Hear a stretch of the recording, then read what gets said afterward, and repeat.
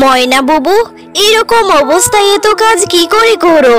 আমি তো ভালো অবস্থায়ও তোমার মতো এত কাজ করতে পারি না। আরে পাগলি, তোর মতো কি আর সুখী জীবন আমার রে? কাজ করতে পারিস না, যখন বোঝা নিজের গায়ে পড়বে তখন ঠিক পারবি। তুই তো আর সেই বোঝা বহন করছিস না, তাই হয়তো পারিস না। ময়না, তুমি বারবার মায়ের সাথে তর্কে কেন জড়াও? আমি তোমাকে কতবার বলেছি মায়ের সাথে একদম তর্ক করবে না। কেন আজ মায়ের সাথে তুমি তর্কাতর্কি করেছিলে বলো তো? আরে কি বলছো? আমি তর্কে জড়াইনি, আমি তো শুধু কথার একটা জবাব দিয়েছিলাম। মা বলছিল যদি কন্যা সন্তান হয় তাহলে সাথে সাথে গলা টিপে হত্যা করবে, শুধুমাত্র পুত্র সন্তান হলেই সে লালন পালন করবে। কেননা কন্যা সন্তান বংশ বাড়ায় না, বরং অন্যকে ধ্বংস করে। হ্যাঁ, মা তো ঠিকই বলেছে। কন্যা সন্তান একদম আমরা বরদাস্ত করব না। কন্যা সন্তান শুধুমাত্র অন্যই ধ্বংস করে। আমার চাই পুত্র সন্তান। যদি পুত্র সন্তান না হয় তাহলে আমি সেই কন্যা সন্তানকে সাথে সাথে খুন করব। এটাই আমার শেষ কথা। তুমি বৌমা ডেলিভারি করো গিয়ে, আমি যাব না। যদি কন্যা সন্তান হয় তার মুখ আমি দেখব না, সেই জন্যই আমি যাচ্ছি না। কন্যা সন্তান হওয়ার সাথে সাথে তাকে গলা টিপে হত্যা করবে। আমাদের জন্য অপেক্ষা করার কোনো দরকার নেই। ময়না, আর একটু সহ্য কর। এই তো হয়ে যাচ্ছে, আর একটু সহ্য কর। হে রে, কি সর্বনাশ হয়ে গেল! ময়না আর নেই। ডেলিভারি দিতে গিয়ে ময়নার প্রাণটাই চলে গেল, আর বাচ্চাটাও তো মেয়ে হয়ে গেল। এবার কি হবে? হ্যাঁ বল না রে, এবার কি হবে? এই বাচ্চাটাকে তো মেরে ফেলবে। আমরা কি বাচ্চাটার প্রাণ বাঁচাতে পারবো না? না, এই বাচ্চাটার আমি কিছু হতে দিব না। আমি সময় সুযোগ বুঝে একে এখান থেকে বিদায় করে দিব। ওরা টের পাবে না। তুমি ওদেরকে এই ব্যাপারে কিচ্ছু বলো না। আমি এই বাচ্চাটাকে একটি হাড়িতে অথবা ঝুড়িতে ভরে কোথাও রেখে আসবো। হয়তো আমরা যত্ন করে বড় করতে পারবো না, কিন্তু বেঁচে তো থাকবে। ওর মা থাকলে যেভাবেই হোক ওর প্রাণ রক্ষা করতো। এ কি দেখছি আমি? এই যে একটা বাচ্চা ঝুড়িতে করে ভেসে যাচ্ছে, এই বাচ্চাটাকে আমার বাঁচাতে হবে। এসব কথা বলে মধুমিতা বাচ্চাটিকে নিয়ে বাড়িতে যায়।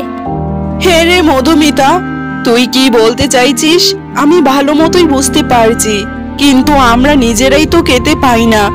একে আবার কোথায় থেকে খাবার দাবার দিয়ে লালন পালন করে বড় করব? বাবা, আমরা দুজনে যদি খেয়ে দিয়ে চলতে পারি, এই একটা বাচ্চার জন্য কোনো সমস্যা হবে না। সেটা আল্লাহই রহমত করে নিবে। দেখো না, বাচ্চাটার এই পৃথিবীতে কেউ থাকলে ও কি আর জ্বলে ভাসতো?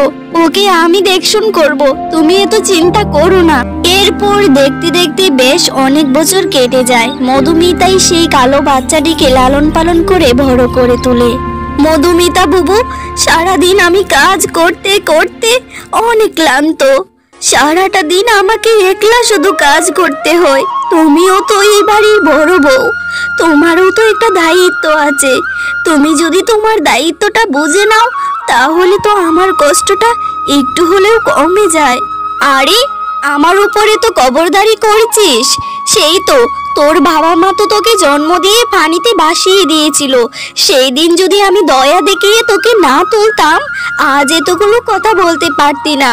যেই দয়া দেখিয়ে এত বড় করলাম, এখন আমার মুখে মুখে তর্ক করিস? সে তুমি ঠিকই বলেছ। তুমি যদি আমাকে সেদিন না বাঁচাতে তাহলে আমি হয়তো বেঁচেই থাকতাম না। কিন্তু আমি জানি না তুমি আমাকে কিভাবে লালন পালন করেছো। যখন থেকে আমার বুঝ হয়েছে, আমি তখন থেকেই তোমাদেরকে অন্যের বাড়িতে কাজ করে করে খাইয়েছি। আর আজ তুমি এই কথাগুলো বলতে পারলে আমাকে? তোর সাথে যা হচ্ছে বেশ হচ্ছে। তোর মতো কালো মেয়েকে কে বা বিয়ে করতো? আমার ছোট দেবরটাকে ভুলিয়ে বালিয়ে কত কষ্ট করে বিয়ে করিয়েছি, শুধুমাত্র আমার কাজগুলো তোকে দিয়ে করানোর জন্য। আর এখন আমার উপরে সে কাজের জন্য কবরদারি করিস? এত দুঃসাহস তোর! তুই ভুলে যাস না তোকে আমি বাঁচিয়েছিলাম। এই মুক্তা, এই এখানে বসে আছিস কেন? হ্যাঁ, বড় বৌমাকে বিরক্ত করেছিস, বড় বৌমার সাথে এখন পাল্লা দেওয়া শুরু করেছিস। বড় বৌমার কি সুন্দর গায়ের রং দেখেছিস তুই একবার? তোর নাম যে কি কুক্ষণে মুখটা রাখতে গেল সেটাই আমি বুঝি না বাপু। তোকে যত তাড়াতাড়ি সম্ভব এই বাড়ি থেকে বিদায় করব। যত সব কাজ কর গিয়ে।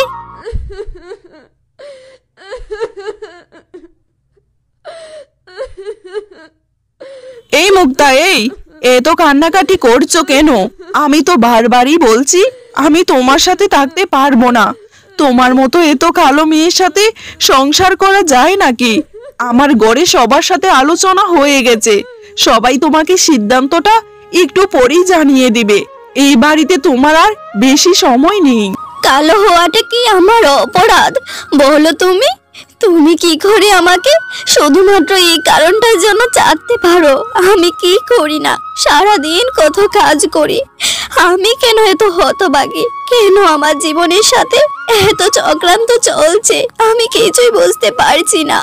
তুমি আমাকে ছেড়ে দিলে আমি কোথায় যাব? আমার যে যাওয়ার মতো কোনো জায়গায় নেই। জন্মের সময় বাবা মাও আমাকে এভাবে ফেলে দিল।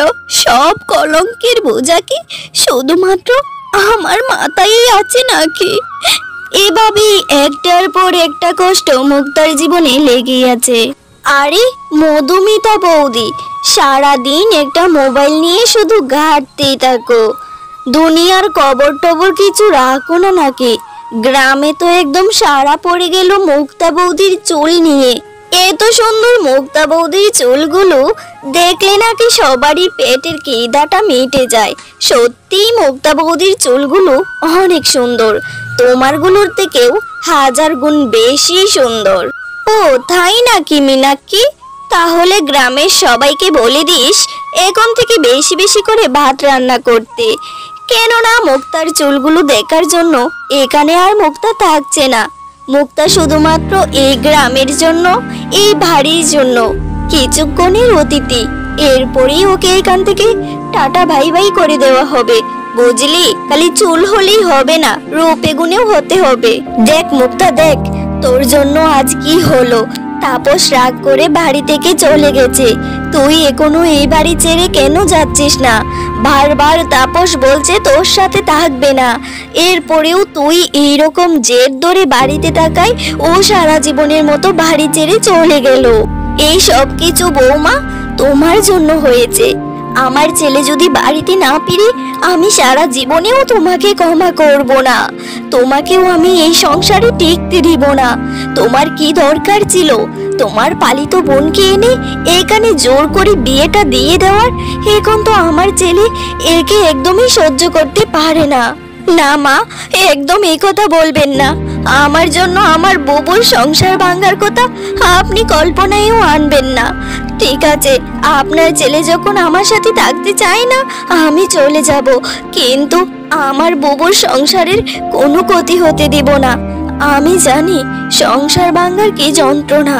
আমার বুবু আমার জীবন বাঁচিয়েছিল, এটার বিনিময়ে আমি তার সংসার ভাঙতে দিব না।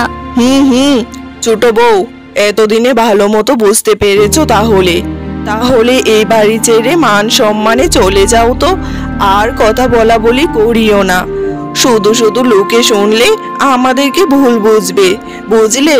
তুমি গেলেই তাপস বাড়িতে ফিরবে, তাহলে যদি এই পরিবারে একটু শান্তি টান্তি আসে, নয়তো সারাদিনই আছে শুধু অশান্তির ঝড় তুফান। এরপর মুক্তা সারা জীবনের মতো বাড়ি ছেড়ে চলে যায়। মুক্তা চলে যাবার কিছুদিন পরেই মুক্তার শাশুড়ি মারা যায়। মুক্তার শাশুড়ি মারা যাওয়ার 2-4 দিন যেতে না যেতেই মধুমিতা ও তার স্বামী গ্রাম ছেড়ে শহরে চলে যায়। অন্যদিকে তাপসও তার পছন্দ মতো একটি সুন্দরী মেয়েকে বিয়ে করে নিয়েছিল।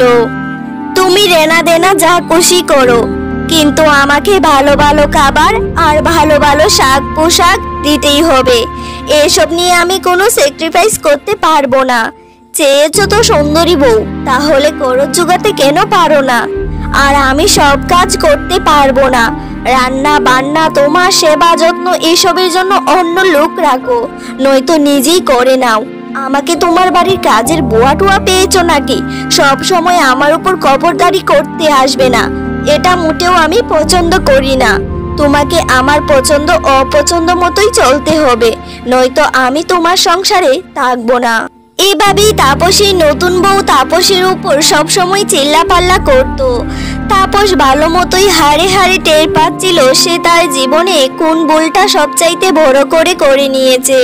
মুক্তা, আমাকে ক্ষমা করে দিও।